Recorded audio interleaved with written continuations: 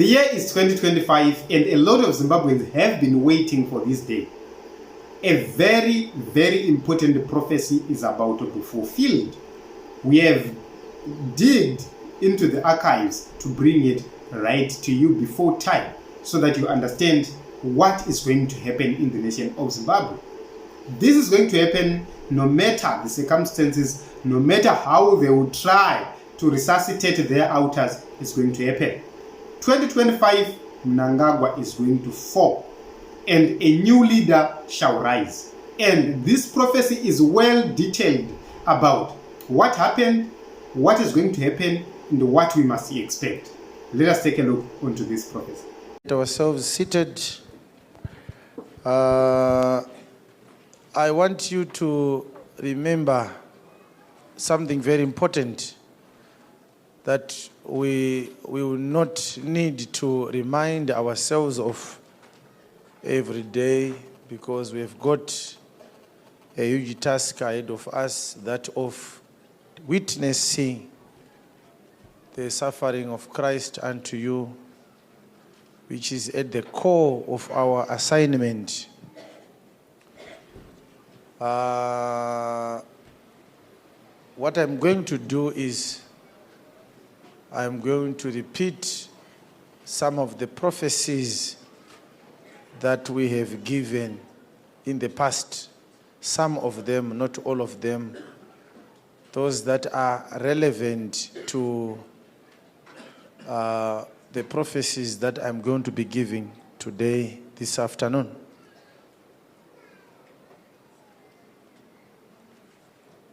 In 2014, it was on the 12th of December, we were doing our prayer retreat. We have got a culture of going out to do a prayer retreat. Every year we do that. We are planning to do this year ours again in the month of August. It is very important that you partake of those prayer retreats. They will change your life for good, for the better. I gave a prophecy concerning the leadership of this country. I was given insight into those things by the Lord while we were doing our prayer retreat on the 12th of December 2014. It was a 3-day prayer retreat which was ending on the 13th. So I gave the prophecy to those that were attending the retreat. I think we still have a few that we have with us today. Can I see those that attended the prayer retreat with us on the from the 10th to the 13th of December 2014? Can I see those by raising hands? Can you show yourself by raising your hand? If you attended the prayer retreat, aripo iranga ariko ku prayer retreat, usimdzere ruoko. I can't see even one today. The prophecy is there. If you go to YouTube, there is a sermon that is titled Samson's Riddle. It was uploaded in 2015. We cannot change that because you can actually check the dates on the YouTube platform to see when that sermon was uploaded. And in that prophecy, I said, the Lord spoke to me and said, are you praying for this country? And I wondered what kind of a question that was. I said no, because that is not what I was doing.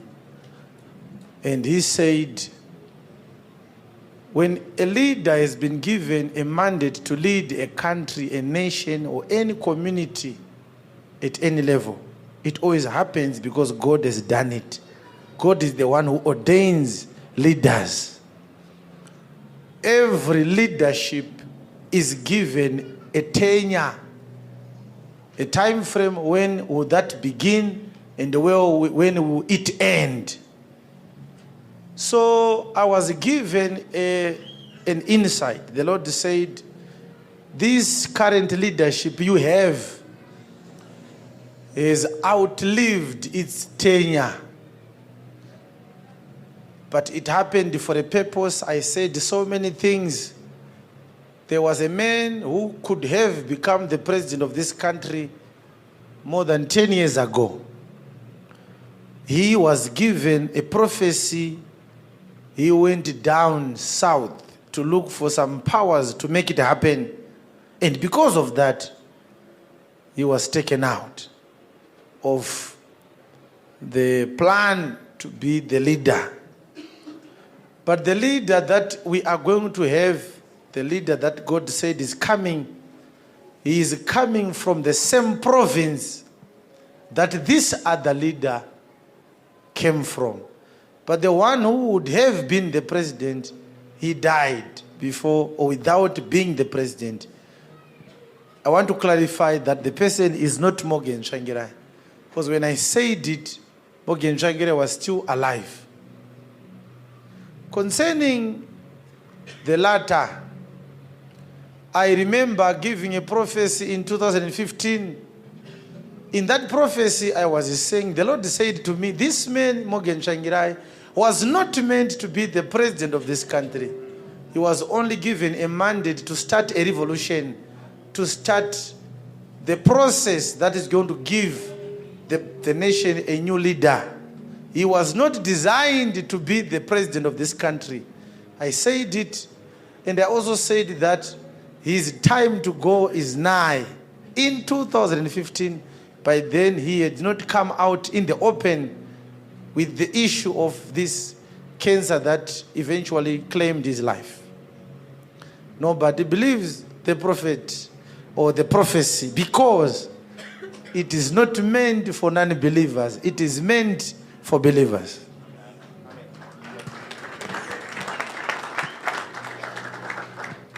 The man is not yet 40 years old. That is what I said in 2014. But by the time he is going to be the president, he would have reached 40 years of age. He shall be a unifier. He shall bring peace. He shall dry tears on people's cheeks. And he is going to lead the country. He is not going to rule. He is going to be a leader and not a ruler. In Shona we say, arikuya kuzotunga mira kwete kuzotonga.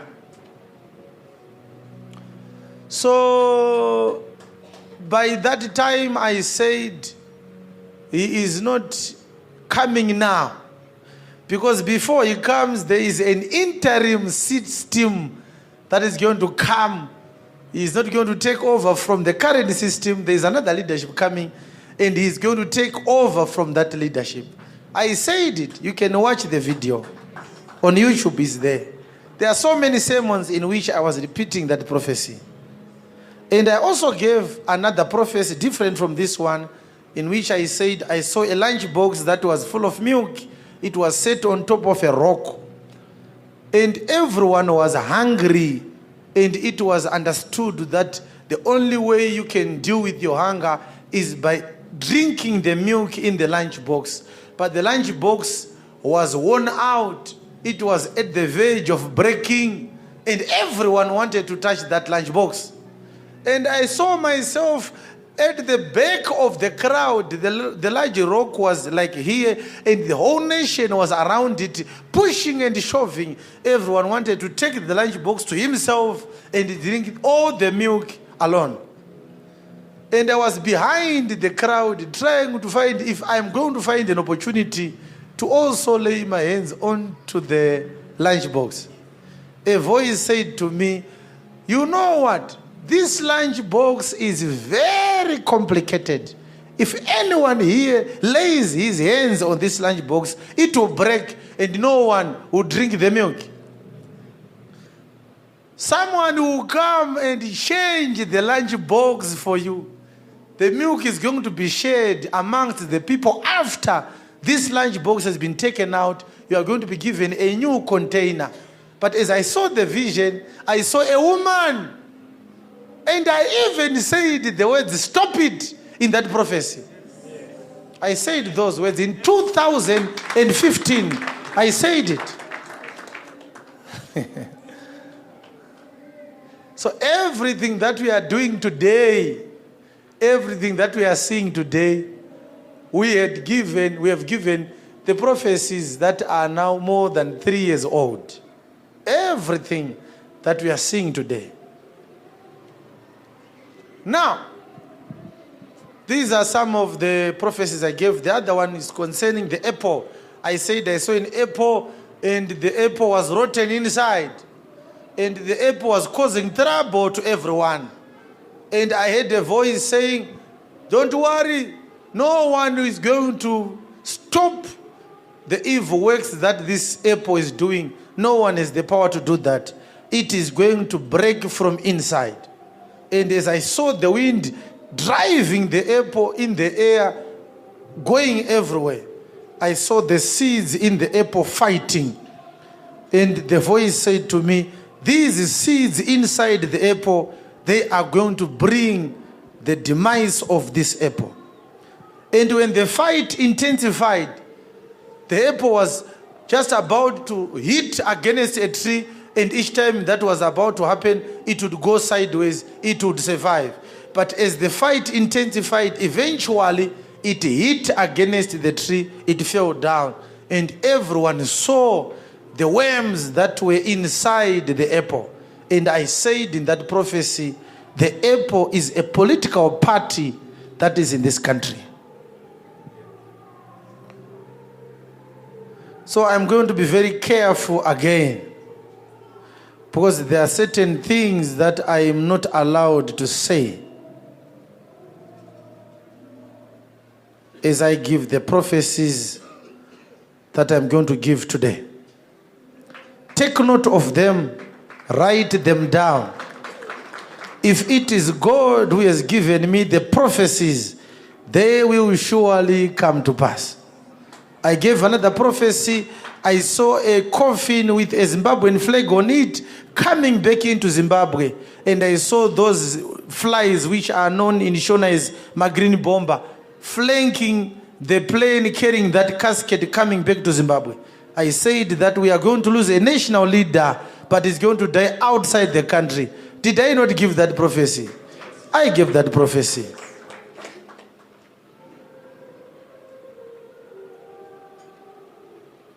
I gave that prophecy. Whether or not the prophecy has been fulfilled, that is for you to judge. My duty is to just say what the Lord has given me. I will not give a prophecy and come back to you and say to you, the prophecy was fulfilled there, the prophecy was fulfilled there. That is not the duty of the servant of God. And before I give the prophecies I'm going to give today again, let me emphasize, I am not a prophet in the understanding of these prophets that you have. I am not like one of them. I am a prophet in the sense that I testify about Jesus. Testifying about Jesus is the highest level of prophecy. Everything else we may say, these are just some dessert that you are eating after the main meal.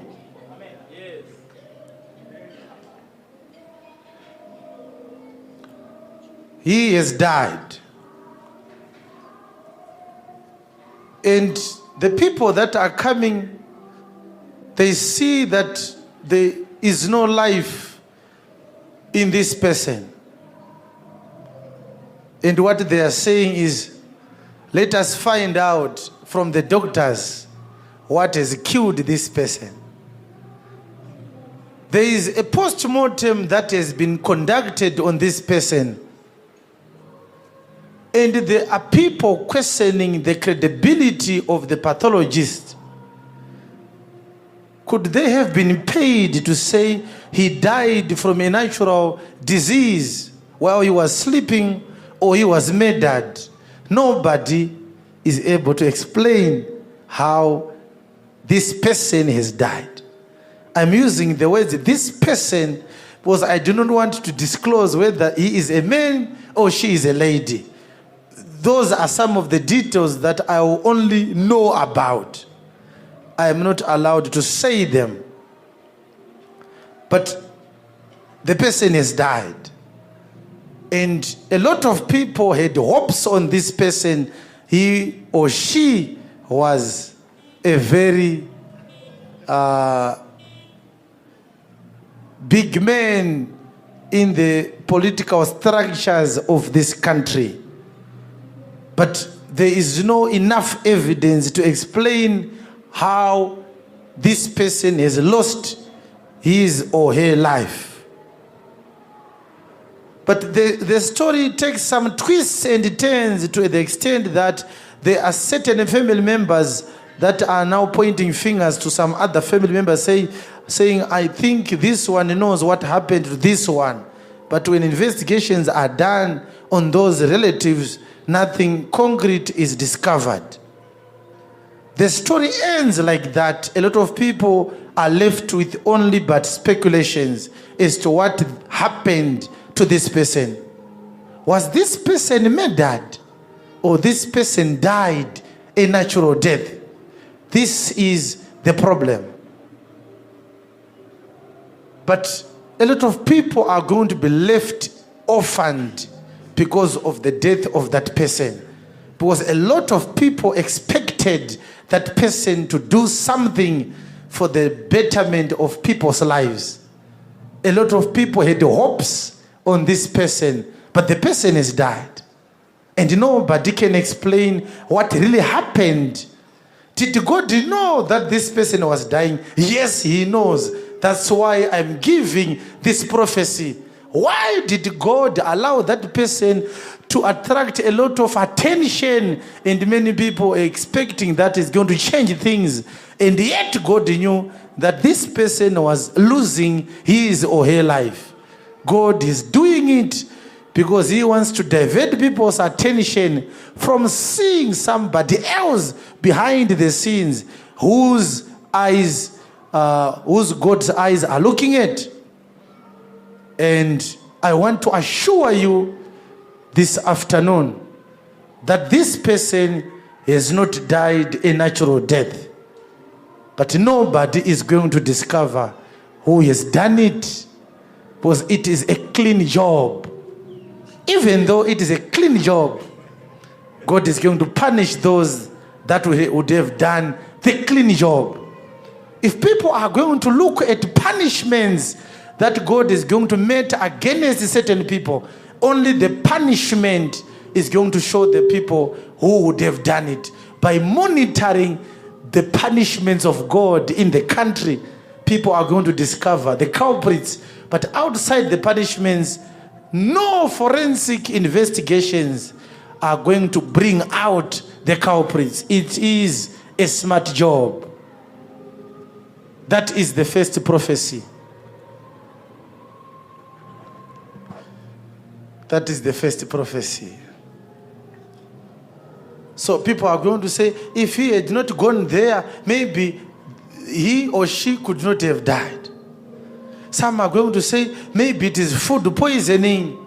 Some are going to say, maybe they strangled this person to death. But the pathologists are going to say, no, we don't see evidence of suffocation. This is not death by stranglement. So this is the end of the prophecy. I am not going to give any further details regarding the prophecy. Keep it. If God is true, it will come to pass. It will come to pass. I don't want anyone to call me concerning this prophecy. I'm warning you. Tell your neighbor, don't try to talk to Apostle Chiwenga about this prophecy. This is the last time you are hearing this prophecy from me.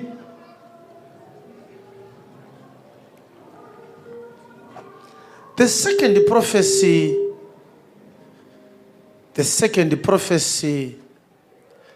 it concerns the coming elections.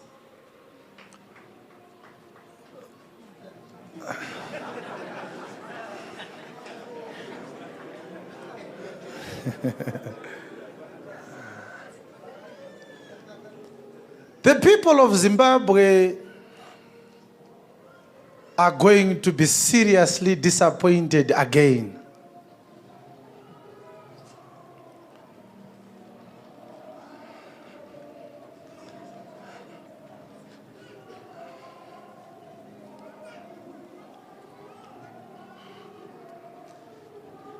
The people of Zimbabwe are going to be disappointed again. And the people are going to ask, did anything wrong happen? Was there some vote rigging, some vote buying, election engineering?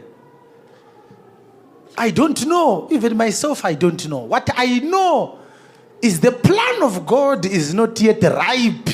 It is still being cooked. The person is not meant to lead this country this year. And tomorrow I am going to tell him that. I'm going to see him. Because ever since I gave him the prophecy, I talked to him. I talked to him on Thursday. He wanted to see me last week. I was not available. I couldn't meet with him. So I called him on Thursday and said, can we meet? I think we can meet now. And he said he was going out. So I'm going to tell him, like I told him that things were going to happen like this.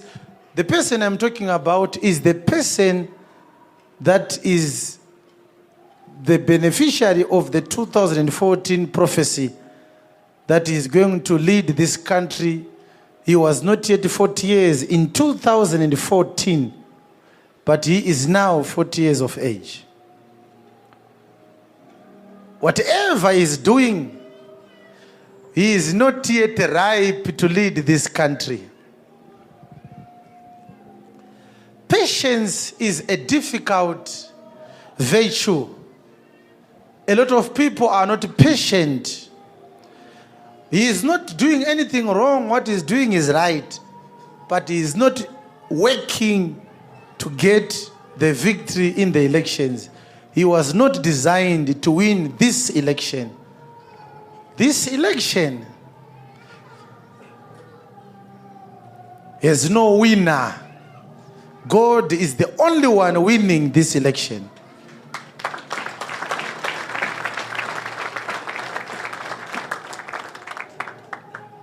The procedure of this gospel we are preaching, this gospel we are preaching is the one that is controlling the politics of this country. You may not believe it. You may not believe it, but this is the truth. Write it down. Muchaita stress. Mokatarisira zvinhu zvisina kurongwa naMwari. Ina handina stress. Nekuti Mwari akanditaurira, endari kunditaurira. The person that is leading this country today is the one who is going to win the election. Not because people love him, but because the preparations that this one who is coming, that is supposed to do, he has not even started the preparations. So the next 5 years are a preparation period for him.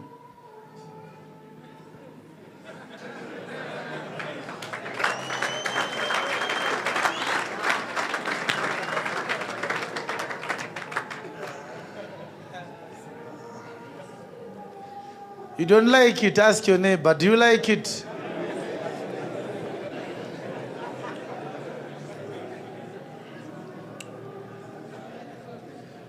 I want you to go on YouTube and check the prophecy we gave in 2014. It had a long period of time. If you add the years in that prophecy, you actually agree with what I'm saying now. Baba Mafuta, I want to say something. 5 more years. And probably more than 5. if he doesn't do the homework that he has to do enough. The people that he is working with today are not the people that he is scheduled to enter into government with. And the reason why he's given 5 years, God wants him to shed off the caliber of the people that he is working with. He's working with the crooks. He's working with the people that do not tell him the truth, people that are court jesters to him. They say, you will make it. This country does not need a dreamer. This country needs a father. Somebody who can look at some wounds and say, let us do something to heal them. This country needs somebody with ears to listen. This country has had a leadership that does not listen to its people since it got independent from the British colonial rule. We have adamant, daft-minded leaders who think about themselves. You cannot be a leader if you are thinking about yourself. A leader listens to those that he is leading. I thank God that he has given me a role to play in these things. And I'm doing it as God instructs me. The unfortunate thing is, I'm not an easy person to spend time with. I don't say things that people want to hear. I'm an enemy to the people. You don't want to listen to me. You are enduring this prophecy right now. You are saying, oh, shh. He has started again. Things are working well for us. We were thinking in 3 months' time, all things will be fine. Let us wait and see who has actually heard from God.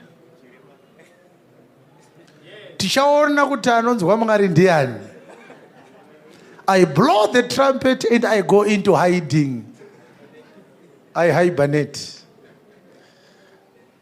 Someone is thinking about looking for me to ask things from me. What was I prophesying about? Someone is struggling. Others are advising him, don't speak to him. Don't speak to that little boy. What does he have to tell you? And others are saying, but everything that he prophesies, they come to pass. You need to speak to him. Why could you go to seek for a sorcerer from Nigeria to give you some prophecy, which prophet is well known for giving false prophecies? Speak to this young man. And others are saying, what do he say? He said the prophet already. He doesn't like you. So he's still thinking about whether he should call me or whether he will not call me. He's thinking about it. So the Lord was saying, he may call you, he may not call you. But this is what you are going to tell him if he calls you. He is not going to change this country, this one who is thinking about calling me or not calling me. That's what I'm talking about now.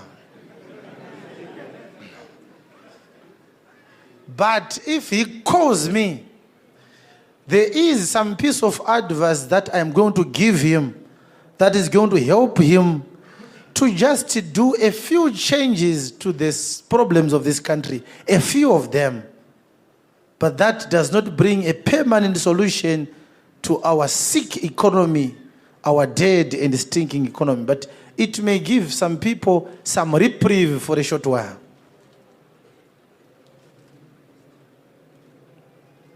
This one is playing the role of Saul in the kingdom of David.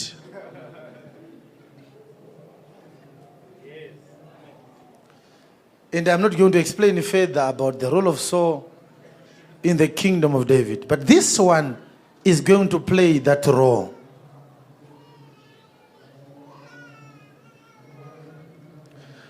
I was hearing a sound from a very distant place, and the sound is the sound of a woman.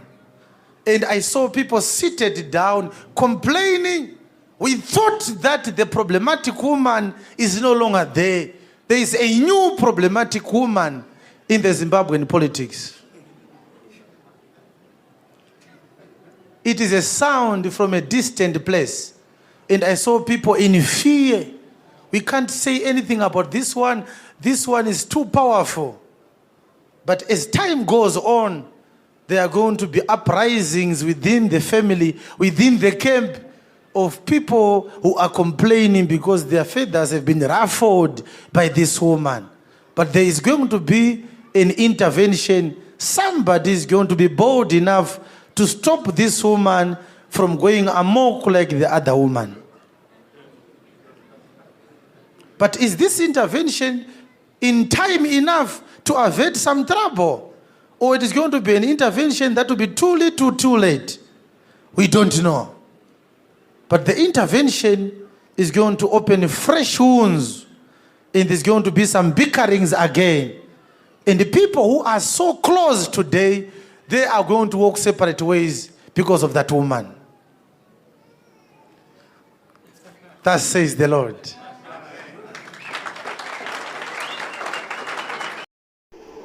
For those who took time to listen to this prophecy, it's a very long one, but it's a very, very interesting. So, in my own view, the person here, we have talked about this prophecy several times. The person is Advocate Nelson Chamisa. He's there, ready to take over. Look at how he has removed so many people from the Monzoras and any other person, and also he has removed all these people who have been surrounding him, and he's ready to build a new team which is going to push Zimbabwe forward. So we are praying that God hears the people of Zimbabwe. If possible, God quickens change in the nation of Zimbabwe. But God's time is the best. That is the reason why you see Nelson Chamisa is not worried. He's not even running around. He's sticking onto one thing, prayer. A lot of people have told us, yeah, prayer, this prayer, that prayer does not work.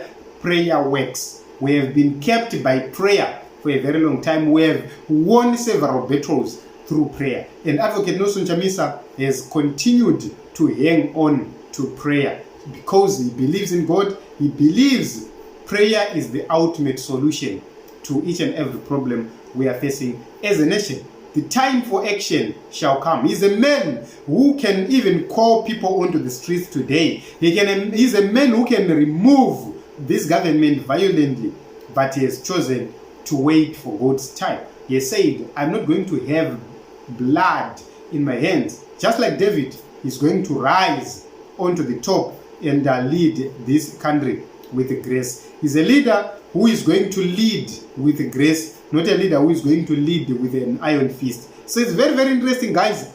Tell me in the comment section your thoughts, your views about this prophecy.